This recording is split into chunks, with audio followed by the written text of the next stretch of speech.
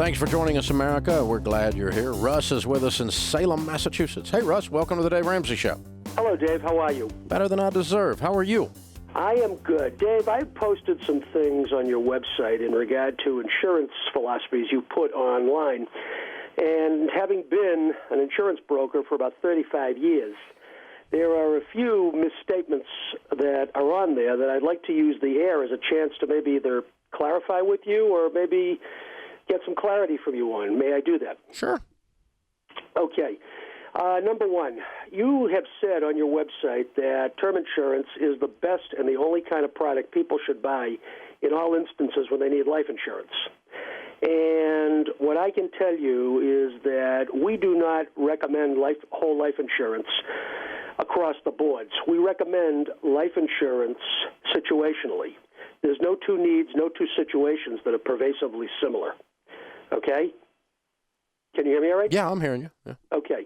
Number two, the cash value that you've talked about is Wait a minute, did you want me to address that one first? It's up to you. Okay. If you'd like to, I'll be happy to do it one at a time. Well, you're an insurance agent, obviously, and I disagree when you say there are no two instances that are the same. There are basic principles of mathematics and basic principles of personal finance that are always the same. For instance, I would tell you there is never a time that you would use a credit card. Mm-hmm. You can't say that you can't convince me that there's certain times you should use a credit card. They suck. They're a bad product. They don't work. And I think the same thing's true of whole life. Mm-hmm.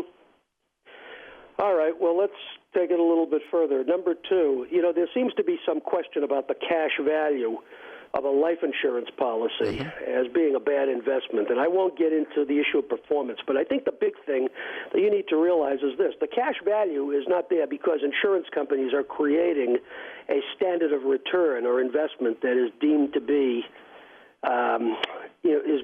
poor or is deemed to be immovable. The cash value then why would you do it? Policy is there. It's a function of law. It involves. So why would you put extra money into a policy to create cash value if the cash value has no standard of excellence at all on the rate of return? Well, you didn't let me finish. Those policies historically get better as they get older. Okay, the cash value of a life insurance policy is a function of state law. It's a function of statutory reserves. Sure. And also from an actuarial standpoint, it's used to keep premiums level indefinitely. Why do you think term insurance is so cheap? Because term insurance does not have or maintain a legal reserve affixed to it. Well, sure it does. They have to have cash reserves to support. Otherwise, the state won't license the term insurance company. Now, it's a 20-year level term. 20-year level term insurance is about 1/5 or about 1/20th the cost, about 5% the cost of the same amount of whole life is. You're right, but from an actuarial point of view, whole life is considered to be a product priced indefinitely that does not have. Yeah, but it never stays in place indefinitely. That depends upon the person, and that depends upon the situation. All the research shows that they cash them out like crazy. Not everybody. Yeah, I can tell. The vast majority do. But let's just pretend you kept it for your whole life. Why the flip did you need it for your whole life? How about some things called estate taxes? There are people who do, when they die, see their family incur a substantial financial loss. And so in order to cover estate taxes, I need to get ripped off for 60 years in a horrible financial product. That's your theory. Well, let me just say this. If you talk about the difference of investment, why don't you talk about the difference in, for example, in attorney's fees? There are attorneys who charge $300 an hour versus $700 an hour. You don't tell somebody to invest the difference in legal fees to see if they come out ahead, do you? Of course I would, if the actual if the actual legal advice was exactly the same. Well, if you die, you get paid with term insurance. Your beneficiary gets paid. Pretty simple formula.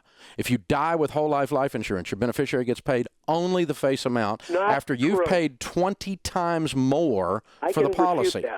I can refute that very easily. Well, you can't. If a policy is arranged properly, a person can receive not just the face amount of the policy, but in addition, they can receive the value of the cash account. No, they can't. Not unless yes, not unless it's an AB universal, in which case you paid more for it to start with. No, you do not. That is not true. Are you talking about paid-up additions?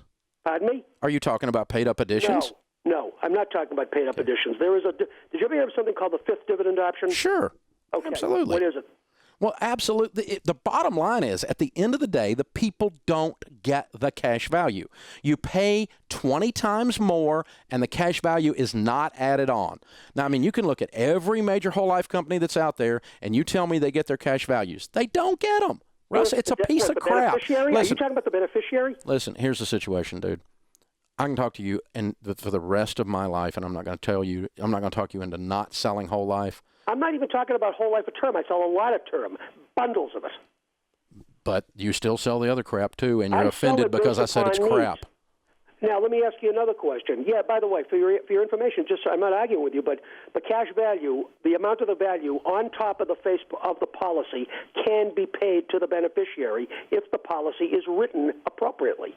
And none of them are written that way. Well, I've written them that way for 35 years. No, it just doesn't happen, dude. You and I know that is not how the industry is set up. Well, believe me, it is. The other thing is, you said that, you talk about whole life as being such a horrible product. And again, maybe in your mind it is, but can I ask you this question? Mm-hmm. Why is that particular product that you think is so deplorable, bought by many publicly held companies and privately held companies to fund buyouts of corporate stock? And there's a lot of buy-sell agreements that use whole life, and you know why?